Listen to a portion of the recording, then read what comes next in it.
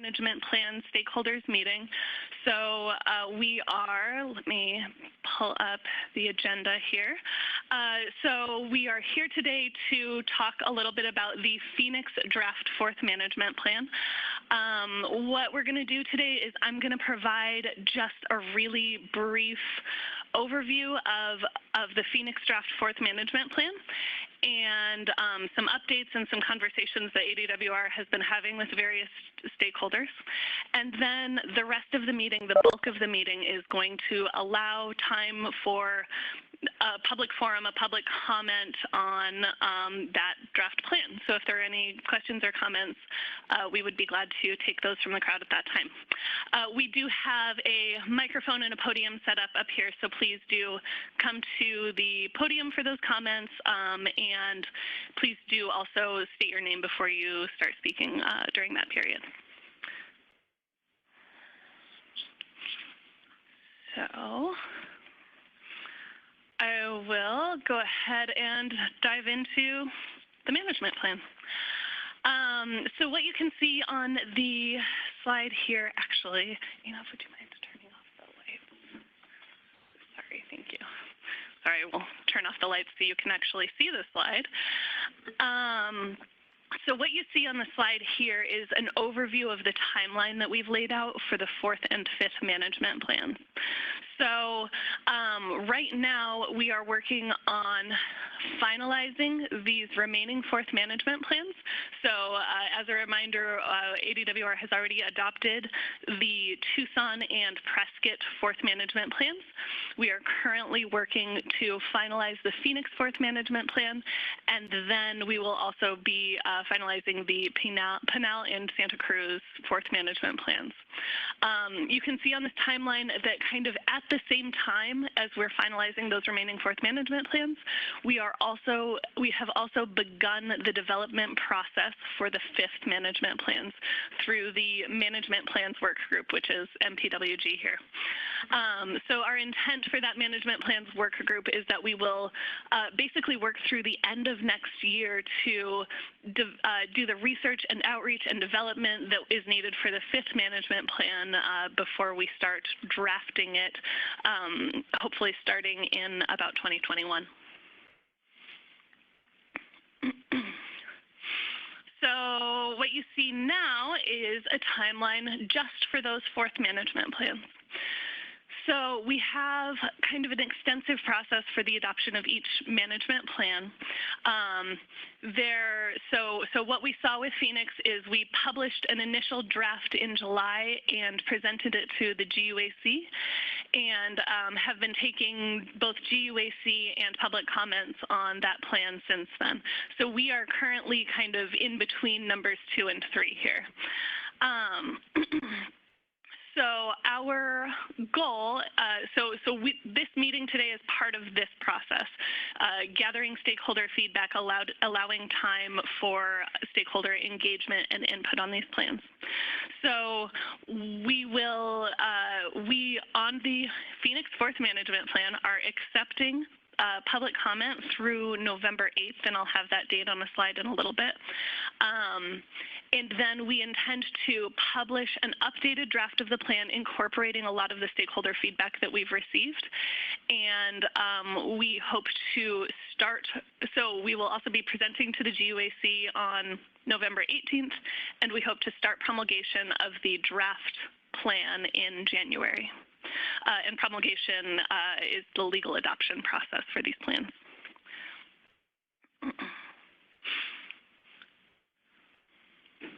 And then after we complete that process for the Phoenix plan, we will also repeat that process for the Pinal and Santa Cruz AMAs. We hope to be publishing the drafts for those 2 AMAs in early spring next year. So what you see here on the screen now is an overview of the 4th management plan changes. So you may remember that ADWR published a list of recommendations for these remaining 4th management plans of incremental changes, things that we see as small steps that we can take now that will help us move into these fourth management plans and also prepare for the fifth management plans and move it into the future, preparing for increasing conservation measures. Excuse me. So some of these things are the same as what we've seen before. We do have some adjustments here. And there is a more detailed overview of these changes posted on our website with the draft plan. And I would like to point out that the written comments that we've received are also posted on our website along with that draft plan. So I'd like to point out a couple of ways that some of these recommendations have been refined, incorporating stakeholder feedback since we initially published that draft in July. So since publishing that draft in July, we have received a broad range of comments, with some expressing support for the plan and some expressing concern regarding some of the changes. In several instances, we are continuing to work with stakeholders to make some practical adjustments to the conservation programs. So for the Ag Conservation Program, we have heard some concern regarding the water duty adjustments, but very generally, the impact of those changes have been mostly seen as relatively small. We've also made some slight tweaks to the language around mulching and tillage practices in the Ag BMPs based on some stakeholder feedback regarding those current tillage practices.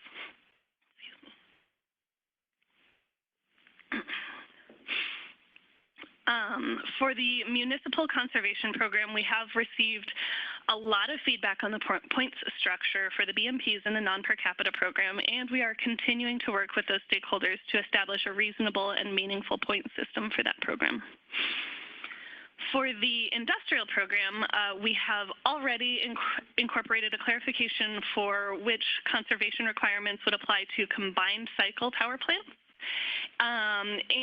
You can see this highlighted portion here. I'll actually cover this on a subsequent slide.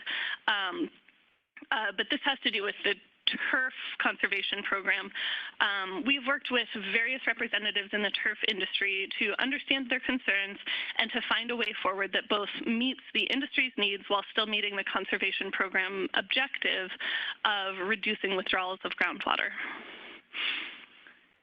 We've also received a lot of comments on things like safe yield and other topics, but largely those bigger issues we have been referring to that management plans work group that I mentioned later, and we think those would more appropriately be addressed in the fifth management plan.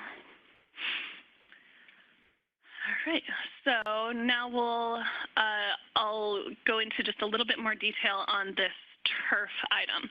So the original proposal for the industrial turf program was to adjust the planted acres line in the application rate calculation. So that's a whole detailed thing that I'm not going to get too far into today, but maybe just know that it's one part of the calculation for the total application rate or the total allotment for turf facilities. So in response to feedback, the original calculation was based on Bermuda grass at an 80% irrigation efficiency. We have adjusted that to a 77.5% irrigation efficiency, but we've also, so rather than being 4.6 in the original proposal, it's now at 4.75. And we've also implemented kind of a curved formula. So rather than being 4.75 across the board for those first 5 acres of turf per hole, so these numbers are all acres per hole, the fewer acres of turf per hole, the higher that application rate is able to be. So this is in response to basically overseeding. So this kind of allows those turf facilities to get closer to an application rate that allows for overseeding that maybe is a more realistic application rate associated with overseeding practices, but at the same time also incentivizes lower total water use and thus reducing withdrawals of groundwater by incentivizing fewer total acres of turf. So if you have fewer total acres of turf, then you can get closer to that higher application rate. this whole thing is kind of managed by a formula. So this formula, again, would just kind of be on that one line, one component of the application rate calculation. I know this is a little bit wonky and detailed. So I'm sure there will be questions on this. We are planning on going into a little bit more detail on this concept, on this proposal, at next week's turf breakout meeting associated with the fifth management plan. So typically the management plans work group has focused on the fifth management plan. In this case, we're making an exception in order to further clarify what we understand is a little bit of a confusing concept. So next week, Thursday, I don't have that date in front of me. Sorry about that. Next week, Thursday, is the management plans turf breakout meeting. Will be on the 24th. Yes, thank you. And we'll be going into this concept a little bit more. So we'd be happy to take questions about this today, but we'll also be explaining that in more detail and having those conversations next week. So with that, I want to come back to a timeline a little bit before we move into the comment period. So again, I mentioned earlier that we published this initial draft fourth management plan in July. Since July, we have been discussing this plan and the concepts associated with it with both the GUAC members, with members of the public, with interested stakeholders, and we have been working to adjust and be responsive to stakeholder input and comments. Our plan is to accept additional comments through November 8th, which I believe is about 4 weeks from today. So we're accepting additional comments through November 8th so that we can get an updated draft published ahead of the next Phoenix AMA GUAC meeting, which is on November 18th. So we will again be discussing this fourth management plan at that GUAC meeting and hope to move toward beginning the formal adoption process for this plan starting in January. And so with that, we're going to move into the public comment meeting period of this meeting. So again, this meeting was really intended to be a forum for all of you to provide any feedback or ask any questions you might have on the draft Phoenix fourth management plan. We do have some representatives from the Phoenix GUAC here today, so I would like to provide them a chance to comment first if they would like to. Mr. Rayner, would you like to go first? Oh, and let me make sure that that mic is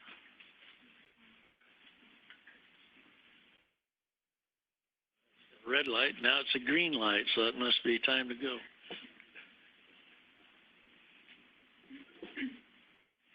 I haven't prepared any remarks. By the way, I am Ron Rayner. I'm a farmer in the West Valley. I do sit on the Phoenix AMA GUAC and have for quite a few years. It's been an interesting time to watch and monitor basically what's going on in the AMA, and that's what the GUAC is charged with, to see that we live up to the goals of the groundwater management plan. And, you know, I've lived under these rules on our farm. I'm the only person that files the report, so I do the calculations. Every report that we filed over the last however long it's been now, because it was actually the first report was 2 years after the implementation, wasn't it? After the 1980 Act. But anyway, you know, it hasn't been fun, and it's cost an awful lot of money. But just to tell you, you know, I've had a lot of experience so that from the nitty-gritty of this, I know what I'm talking about. And I was concerned about the reductions from the highest water duties by the top 25%. Under the rules, you can reduce by 10%. And you know, they're so site-specific, each of those water duties to the irrigation grandfathered rights. It's difficult to, you know, do a blanket activity. And I just hope that there's a way, some kind of a hardship pleading that you can make to show that, hey, if you're going to reduce these things, you're going to keep me from being able to farm that piece of ground. And one of the things that really complicates the treatment of these irrigation grandfather rights is we lease a lot of land. Out on the west side, as you know, it's growing very rapidly, and the ground is so fragmented. The majority of the land that we farm is leased from people that are just holding it, waiting for the right price to come along to move it out of agriculture. And we have something like 30 separate leases, and some of them are just for 20 or 40 acres, but and others are for large blocks. So trying to figure out, one, it's hard to even match up the owner of the land with the irrigation grandfathered right, because nobody for a couple of changes in their history has gone back to update the records, you know, so you don't even know the name of that's on the right. So, well, that's not correct, you know. I'm trying to file this thing, but we just use the irrigation grandfathered right number. That's the only way we can do it, because the owner is not the correct one of record. So it makes it a little difficult to follow through on this. But the thing that we found really hurts, and I've talked to Natalie about this, we need a way to amalgamate a farm unit. Like all of those leases I just talked about, we farm that as one farm. We set up our rotational plan over the entire property. So each one of those pieces gets farmed just like it was part of, you know, the farm. Even though they're a little disaggregated, we farm them the same way. But if there was a way to be able to treat those irrigation grandfathered rights like they were one, and you can do that you can combine them under a best management practices plan, but that requires a whole different set of rules and points that you have to gather, and some of those lands won't fit that. But to give you an example that we have a problem doing is if you have a piece of ground that is not particularly well suited to grow the crop that is scheduled to go in there, you might want to leave that one out because you're a little short of water somewhere else, and you could use that excess credits at that other piece of ground. Well, if it's a little 25-acre piece and it costs you $250 just to make the application, to make the transfer, that doesn't work, you know. And especially the paperwork you have to go through to do that. If you could aggregate all the properties within your operation and then shift the usage however you need to do it to keep yourself from going over your aggregate water duty, which really help. It would really help. So, and I think Natalie's thought about that some, but we'll see what comes of that. But it would certainly make life a little bit easier. There were a few other things I think that I made comments about. One of them was under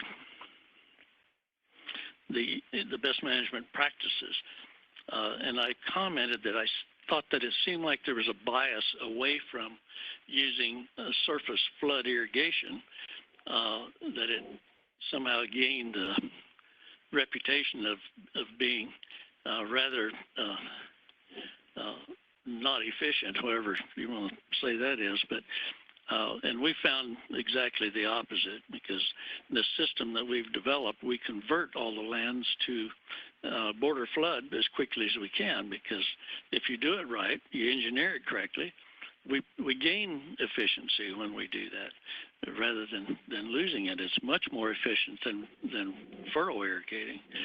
So anyway, I was concerned about that it didn't seem to be the case. And the other thing was on residue management. We've gone into a program that we don't plow anything anymore. So we keep all the residue on top of the ground as much as we can.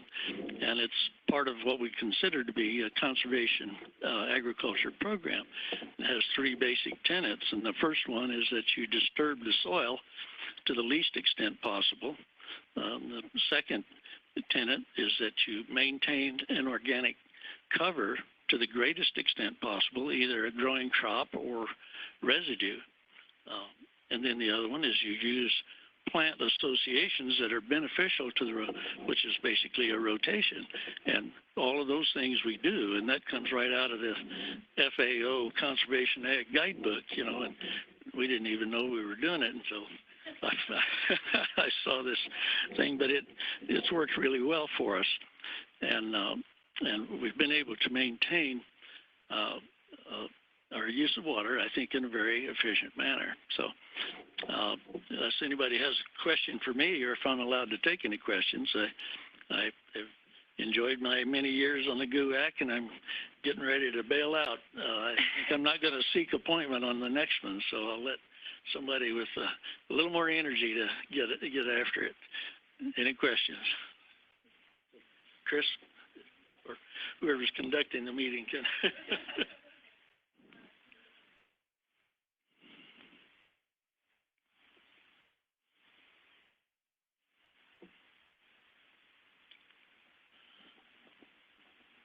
Ron, did you have any concerns with canal lining? Is that a concern also?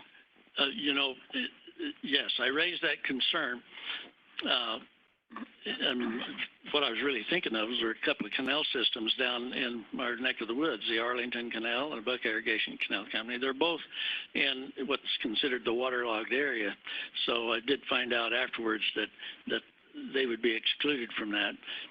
And the immediate thought was that, I mean, something like that within the time frame that was prescribed of 5 years or so, it's a, you know, fiscal impossibility that you just couldn't do something like that. But because the water table's so high anyway, you know, sometimes you're gaining water instead of losing water. I don't, but there may be other places, and I haven't heard from other districts if they have any extensive unlined canals or not that would cause them, you know, a financial problem to be able to have to jump into that program. But have you heard from any others on?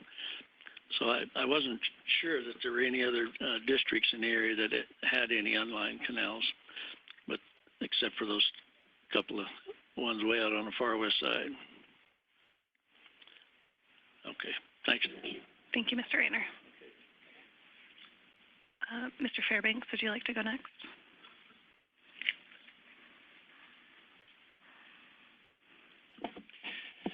Well, hello, I'm Frank Fairbanks, and I'm retired now, but I have a lot of experience in the municipal sector and a lot of background on municipal issues.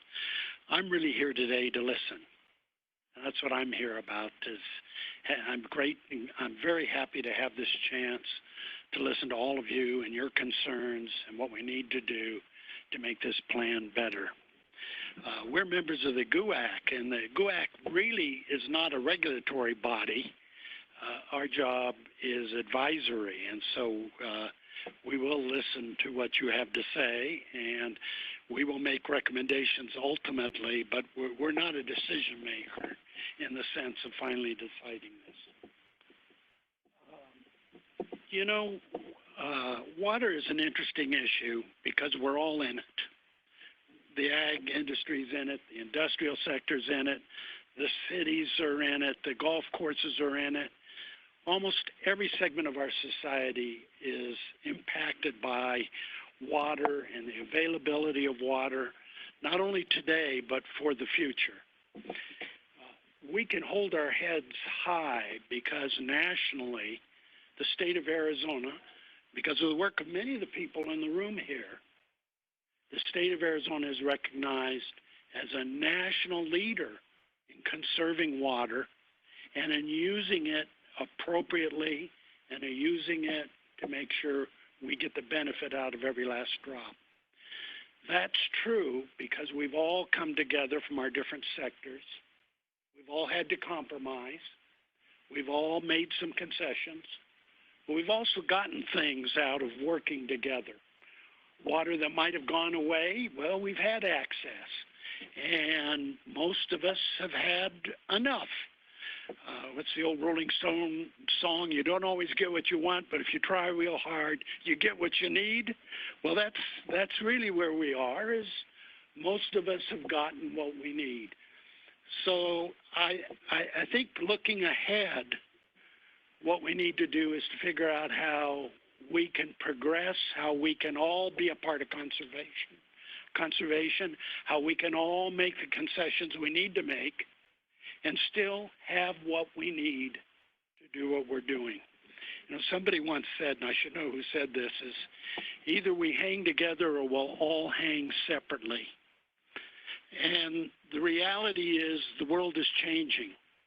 And especially among younger people in our community, conservation is an extremely high goal. And some of us middle-aged and senior folks, we all cared about conservation. We're all committed to conservation. But younger people are willing to do anything to achieve conservation. And I think it's really critical that we all work together to achieve the conservation we need, again, while getting what we need. I need to close by saying that I read the fourth draft plan carefully. I was impressed that it brought up all of the issues, and that's critical because things that you try to hide or things that you try to ignore end up being much bigger problems than things that we deal with together, issues that we talk through and find solutions to. We're better off to deal with the issues than to ignore them or to try to hide them under the carpet. And I think the fourth management plan does a great job of raising the issues. And in talking with staff, I recognize that if there's going to be dramatic change, and really a huge amount of change, and that's probably looked for in the fifth plan. The idea with the fourth plan is to do fine-tuning that we can do today to demonstrate to the community and to each other that we're committed to moving ahead, and that the more difficult steps would fall to the fifth plan, in which we'd still look for solutions and ways to work together to achieve conservation, to do better than we're doing today, but again, getting what we need in the end. So I've talked too much. I'm ready to sit down and just listen. Thank you, Mr. Fairbanks. Krista?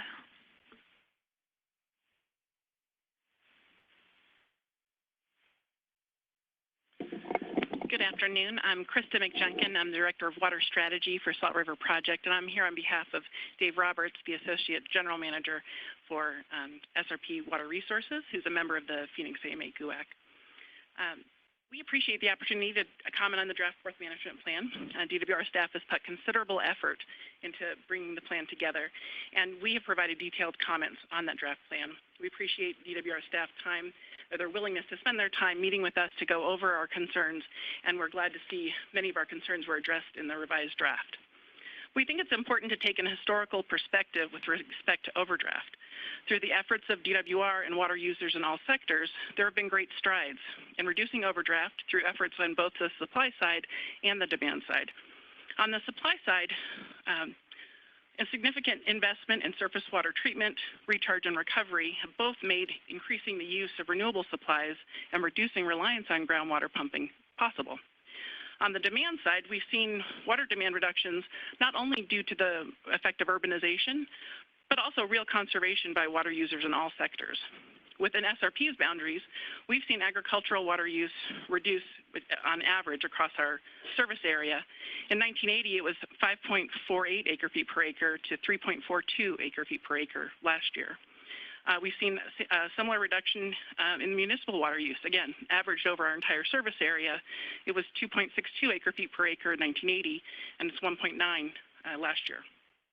Those savings come both from improvements in delivery system efficiency and conservation programs implemented by the users themselves. And we think there's also two other things we'd like to see we all keep in mind. That while the Phoenix AMA still has some groundwater overdraft, the amount of overdraft is a very small percentage of total water use in the Phoenix AMA. And that also we've made much of this progress during periods of considerable growth and a prolonged drought. So while there is definitely more work to be done, we should keep these factors in mind as we plan for the future. Thank you. Thank you. Okay. At this time, we would gladly take any audience comments. Please do, when you come up to the podium, please do speak into the microphone and also state your name for the webinar, please.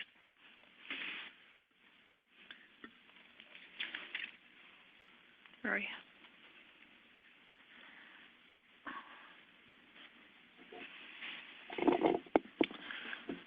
My name is Roy Van Pocky, Apache Sun Golf Club, Cactus and Pine Golf Course Superintendent Association. I'd like to thank Natalie, Arizona Department of Water Resources, for this opportunity to speak.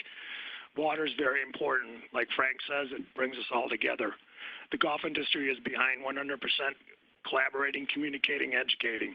It's important we know this is a very valuable resource and every drop counts. That's why we are appreciative that working with Natalie and ADWR, that we want to work on saving water as much as conserving water as much as we can, but also understanding there's a great economic benefit to golf in the state of Arizona. $3.9 billion worth of economic impact to the state, 42,000 jobs. The Phoenix Open has over 700,000 people attended every year. I went on Saturday one time. I will never go again because there's 200,000 people. I recommend the young people go, like my son who's 22. But getting back to water, we want to continue to work the dialogue with ADWR, working together. We just released our best management practices this past summer for all our members, and it's going to be across the country, but in Arizona specifically. With the help of Arizona Department of Water Resources, we were able to put a heavy emphasis on irrigation and using water wisely to all our members.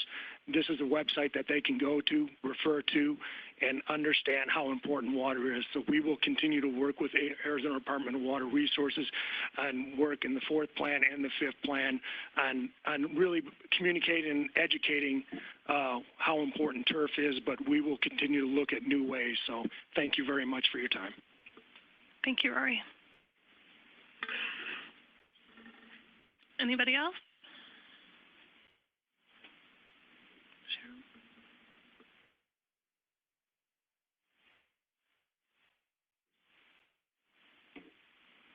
Thank you, Natalie. My name is Cheryl Sweeney. I'm an attorney with Riley, Carlock, and Applewhite. And like most of the folks who have spoken here, I've been doing this quite a long time. I wanted to just address a couple of things that Ron Rayner said. First, I'd like to say that I have also heard some concerns about the reduction to the highest water duties as just a blanket matter. There's going to be site-specific conditions that may justify something else, and I expect that you'll be getting some written comments on that. I also like to say that the idea of combining a number of IGFRs that are farmed collectively is something that has merit. It's something that the department has recognized, as they do in the BMPs now, and we've also been able over the years to consolidate IGFRs that are all owned by the same person. So it seems to me that's something that we've been doing for a long time. We ought to be able to figure out a way to do a little bit more of it.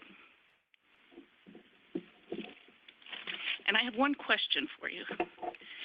Can you put up that slide that shows the summary of the differences between existing and... Yep, that one.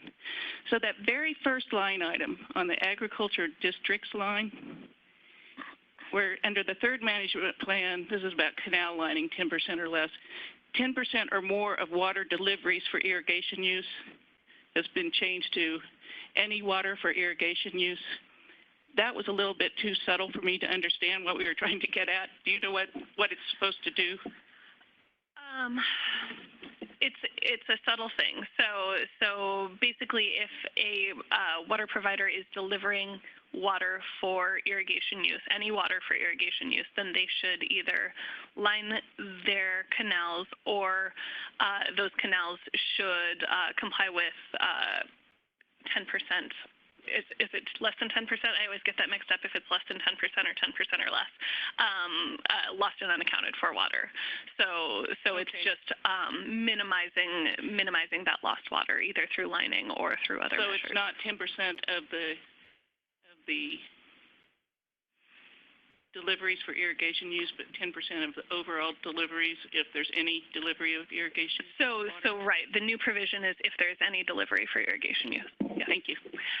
And I did want to follow up on your comment regarding the consolidation thing. Mr. Rayner also brought this up.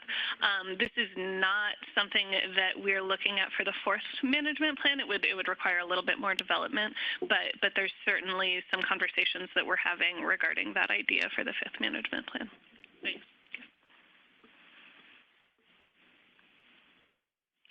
Anybody else?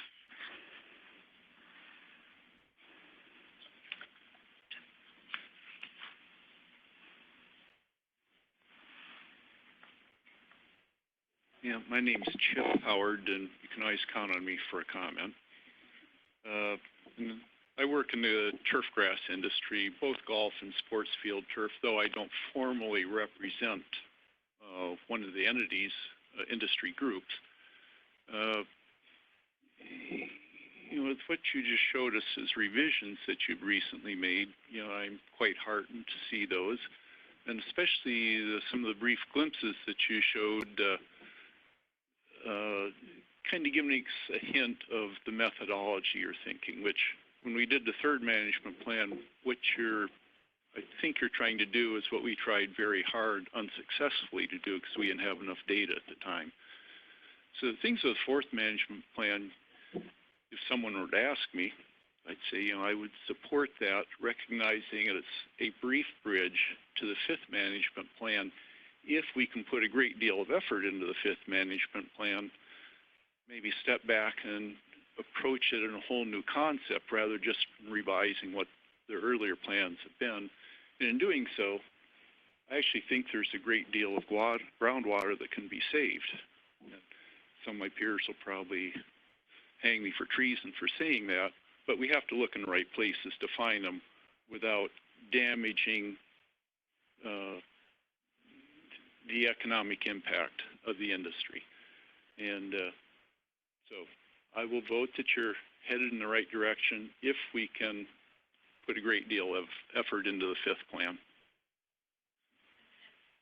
And I think that has certainly been our intent, that these proposals with the fourth management plan be a bridge to the fifth. Thank you, Chip. Let me go back. Did anybody else have comments?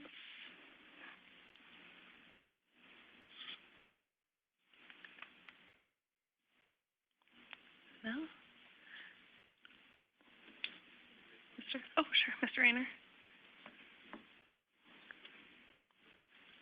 I do have one concern that I frankly have not taken the time to try to research a little bit, and it makes me think, especially for the turf grass people, could be a factor, but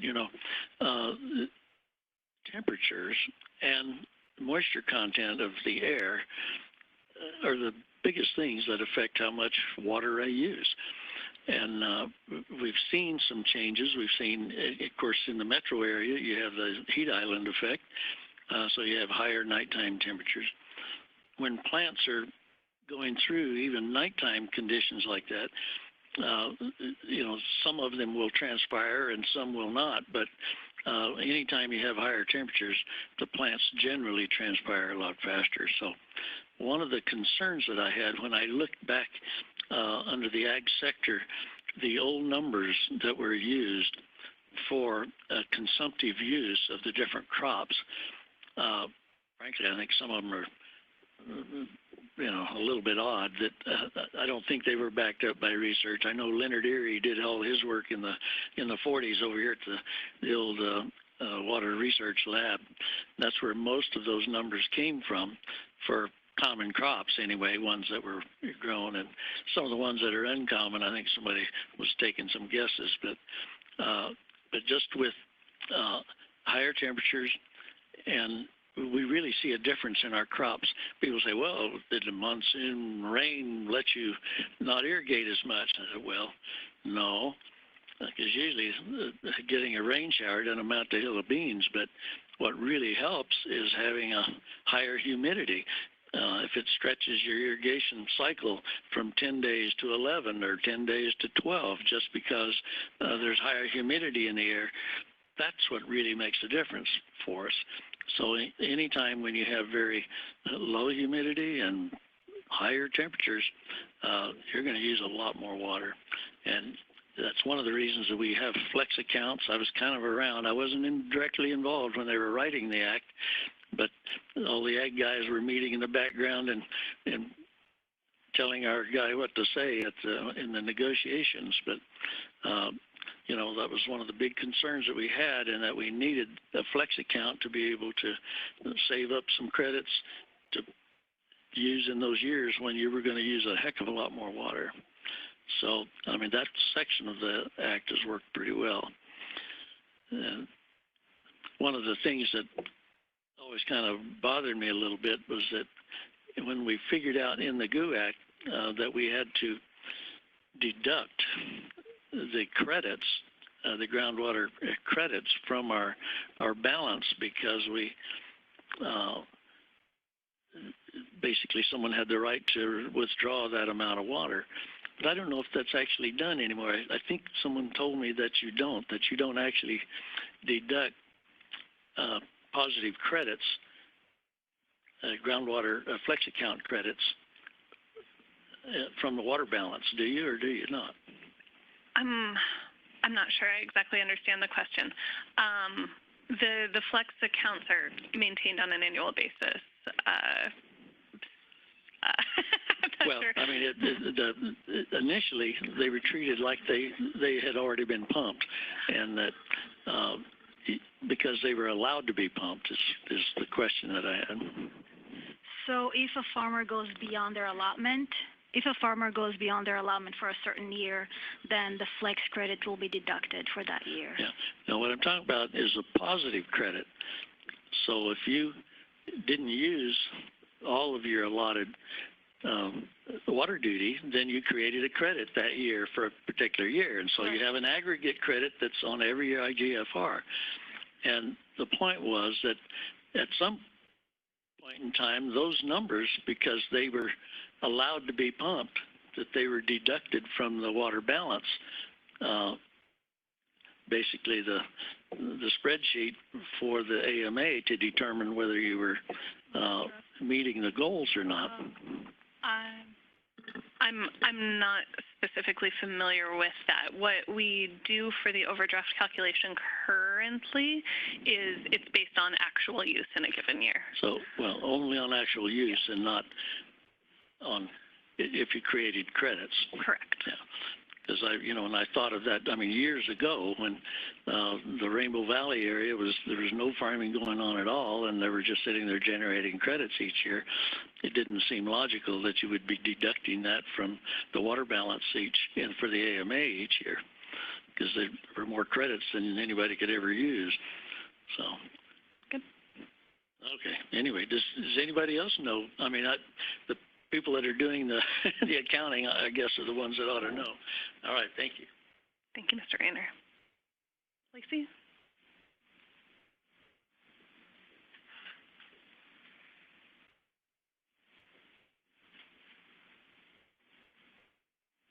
Hi, my name is Lacey James with the City of Avondale, Water Resource, and just wanted to thank you guys for all the work you've put into this. I'm playing catch up right now on this, a little behind than everyone else here. I was reviewing it, and I had a question when it came to the total GPCD formula on 5-43. The formula is very confusing, and a lot of the numbers in there don't have a reference to where they came from. Fair.